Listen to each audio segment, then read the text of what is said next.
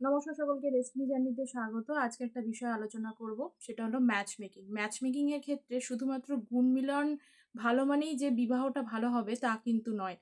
সেক্ষেত্রে আরও কিছু বৈশিষ্ট্য দেখা উচিত এবং বিশেষ করে বোথ হরোস্কোপ মানে কাপল মেল ফিমেলের বোথ হরোস্কোপ দেখে তবেই কিন্তু আলটিমেট প্রেডিকশনে আসা উচিত। এরকমই একটি তথ্য আপনাদেরকে জানাচ্ছি। ধরুন, মেল হরোস্কোপে চন্দ্র চন্দ্র ইমোশনকে রিপ্রেজেন্ট করে। মেল হরোস্কোপের চন্দ্র, ফিমেল হরোস্কোপের হচ্ছে ভেনাস, বা ভাইস ভার্সা হতে পারে। যদি একে অপরকে দৃষ্টি বিনিময় করে তাহলে কিন্তু সেক্ষেত্রে সম্পর্কের প্লেজেন্টনেস বজায় থাকবে।